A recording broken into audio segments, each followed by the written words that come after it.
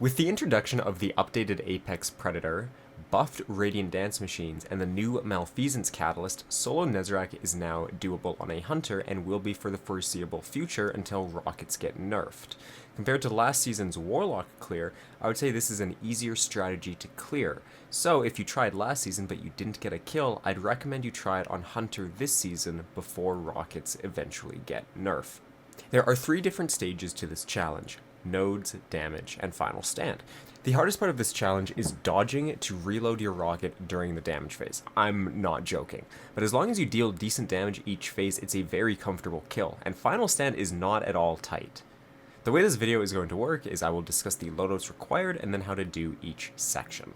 There are a lot of loadouts and loadout swaps required for this challenge. I used 8 loadouts during my clear, but you could definitely cut it down to 6 or even 5 loadouts. But if you want a very safe kill and you're not afraid with swapping a lot of loadouts, 8 is the amount that I would recommend.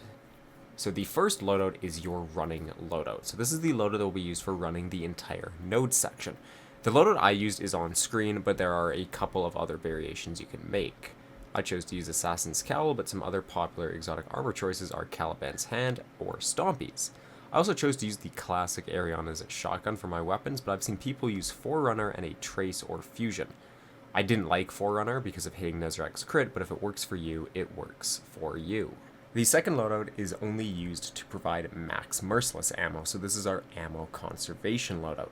You don't actually need this loadout, but it's quite nice and I highly recommend it. You just have an iterative loop or another weapon with backup mag and 3x reserves of that element on the loadout. This is used after the nodes are completed, but before damage has actually started. The third loadout is our Nighthawk loadout. So this is the loadout that is used to pop our super while also getting the benefit of max merciless ammo due to our second loadout, the ammo conservation loadout. Loadout 4 is RDMs, so this is our main damage loadout. You're going to want to copy the loadout exactly as I have here. You can opt for a different melee. I preferred Knife Trick, but I know a lot of people have been using weighted throwing knife, but I think Knife Trick is easier, so that's what I'm going to recommend you use. Loadout 5 is another optional one, so this is the loadout that we use to get ammo after a damage phase. You can scrap this loadout and go straight back to loadout 1, but having a lead from gold secondary is quite nice here. So another option here is to just have a lead from gold secondary and you just swap between the two while keeping loadout 1 equipped. Loadout 6 is our Tractor Cannon, so these next 3 loadouts are for Final Stand. So Loadout 6 is Tractor Cannon, and this is how we apply our debuff in Final Stand. Loadout 7 is the Foe Tracer loadout. This loadout contains the Wither Horde to buff Malfeasance's damage by 25%, as well as Foe Tracer to give our Golden Gun shot that we cast using our 6th loadout the extra 15% damage. And then Loadout 8 is our Malfeasance loadout, which is used for finishing the boss off. And this one has Lucky Pants on it to proc the Lucky Pants buff. If you're new to solo Nezarec, running might be a bit awkward for you, especially with the time restriction the game automatically imposes on you. The first thing you're going to need is 2 different keybinds for your melee, one charged and one uncharged. And the other suggestion I would give is to bind your uncharged melee key also to hold crouch. This way, when you're going to melee a node, your character automatically kneels down and gets closer, making the melee much more consistent.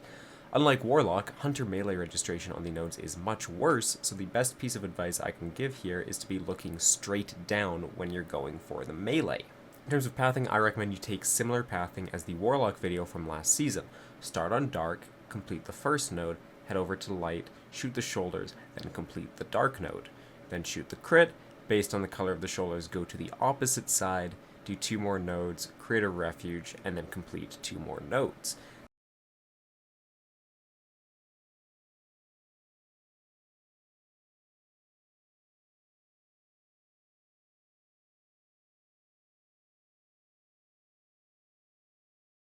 After completing one of those last 2 nodes, Nezarec should be doing his white mechanic or is about to do it.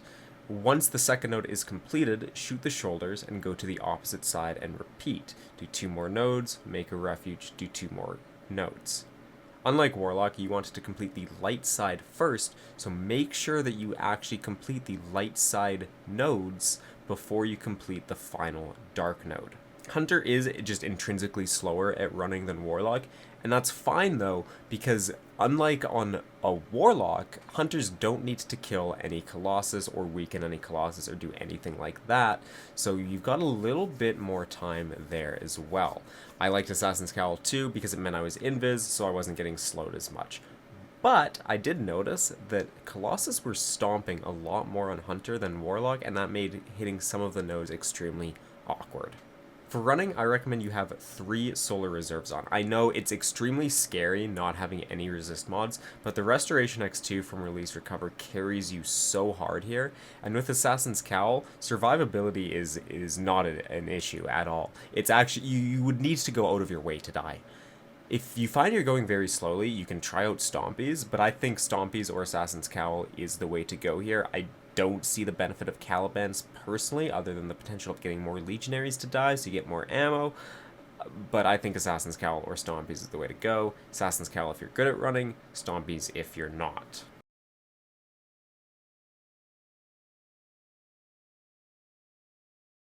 Damage is the hardest part here, and it's not because damage is relatively tight, it's actually quite the opposite. It's due to how awkward dealing damage is. Once the final Dark Node is completed, it's 18 seconds until the crux goes and damage actually begins. So as soon as you complete the final Dark Node, you want to drop down to the ledges below the flower, swap to Loadout 2, and then swap to Loadout 3. This conversion converts your Arianas, which is ideally 40 shots, to Iterative Loop with backup mag, and then it goes through another conversion to Merciless, giving you a ton of Merciless ammo, ideally 22 shots. After you've done this, wait about 5 seconds or so, and then you want to cast your super and then swap to Loadout 4, your Radiant Dance Machine loadout. Then look to the left, throw a healing nade, look back to the right at the crux, and once you see the crux begin to glow, jump up into your healing nade, hit a legionary with your knife, and then shoot the boss with your golden gun. Now, I personally preferred to hit his chest for the crit, but people have told me that his shoulder is much more forgiving, so you may want to try that out. Once the golden gun is out, you want to use your Merciless. So the idea with the Merciless is you want to be crouched under the flower, hugging it in kind of the area I'm crouched in this clip, kind of like back right under the flower. This should prevent Nezarec from teleporting, because if he teleports, your damage is basically ruined. Anyway, shoot a Legionary, reload, blast Nez until there's 1 shot left, shoot another Legionary, reload, blast, repeat. You can pay attention here. If you see a Legionary dies while you're blasting Nez, you don't need to shoot another Legionary. Just fire that last shot at Nez and reload. And you'll still proc Impetus for that extra bonus 50% damage. Ember of Empyrean is extremely important here, which is why we have that as one of our fragments, because that extends our Radiant and ideally our Restoration timer too. Once you hit the second reload, Nezarec should be doing his jump slam animation, during which you're going to want to be moving backwards to the left as I do in this clip, still blasting Nezarec with those last few Merciless shots. If you're still under the flower when Nezarec does this jump slam animation, he will send you flying off the map, so that's why you want to be moving during that part.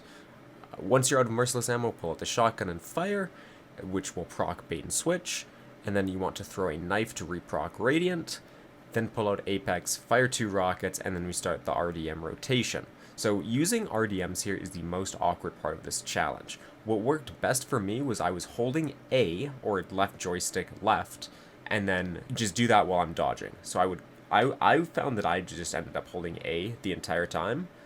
So I'm holding A, and I'm just clicking left click, then I'm dodging. Clicking left click, dodging. Clicking left click, dodging. And if I notice I'm kind of moving towards Nezarec, I press S a little bit to go backwards, but that's literally it. Some people were suggesting that you do some weird flick thing.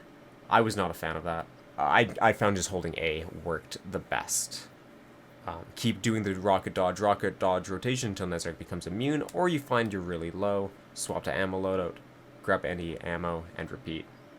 The second running and damage phase is identical to the first, with the exception of the running phase. The first part lasts about 7 seconds less, meaning you gotta be a little bit quicker there.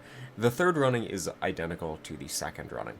The third damage phase, however, is completely different. So you still want to go through the process of swapping to Loadout 2, then Loadout 3, but you do not want to cast Golden Gun.